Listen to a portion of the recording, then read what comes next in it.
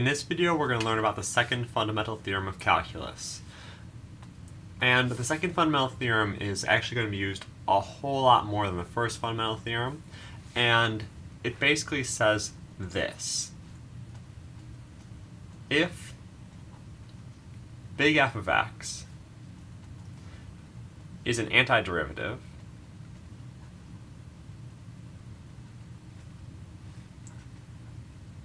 for little f of x,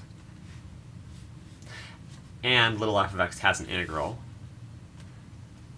then the definite integral from a to b of f of x dx will equal the antiderivative evaluated from a to b. So this notation means I'm evaluating this from a to b, which means I will do f of b minus f of a. And this should not be any big surprise based on the previous videos and lessons leading up to this, showing that this is indeed the antiderivative. The top limit would be positive, the bottom limit to bring it up would be negative. The proof involves looking at this as a limit of a sum. I'm not going to include that here. I'm sure they're either on YouTube already, or if people desperately want me to make one, leave comments, I'll pull one together. But let's dive into actually using it, because it is really easy to use. I want to evaluate the definite integral from negative 1 to 3 of 5x cubed dx. So what I need to look at first is the integrand. And I need to figure out the derivative with respect to x of what will give me 5x cubed. And that what? Well, in order to have an x cubed, I need an x to the fourth. But if I took this derivative, I would be multiplying this out here by 4. So I'm going to have a 5 over 4, so that when I take its derivative, I'm left with 5x cubed. So this will equal 5x to the fourth over 4, evaluated from negative 1 to 3. And so all I do is I put in the 3, so 5 times 3 to the fourth over 4, minus, put in the negative 1, 5 times negative 1 to the fourth over 4. 3 to the fourth is 81, times 5 is 405.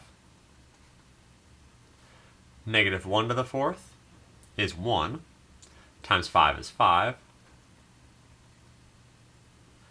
And 405 over 4 minus 5 over 4 is 400 over 4, which is equal to 100. Didn't even know it was going to be that clean of an answer. Alright, so that's a nice little power function. Let's see what happens if I have a trig function. So same idea. I need to ask myself the derivative with respect to theta of what will equal sine theta. Well, I know from my derivatives that sine theta and cosine theta sort of alternate. The derivative of sine is something to do with cosine, the derivative of cosine is something to do with sine. So I'm going to want a cosine here.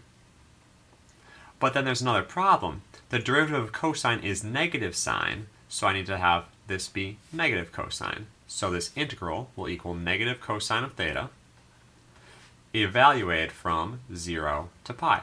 And I start by putting in the upper limit. That's probably the most common error I'll see in my students, is they'll either forget to do the antiderivative, they'll take a derivative instead of an antiderivative, or they'll put in the limits in the wrong order. So I put in pi, so I have negative cosine of pi minus negative cosine of 0.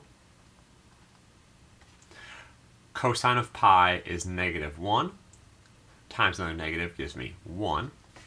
Cosine of 0 is 1, so I have a negative, which gives me plus 1.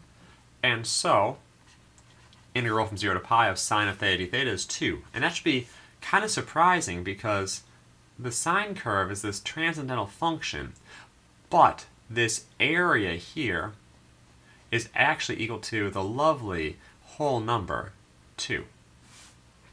I hope this helped out. Feel free to comment below if you do have any questions.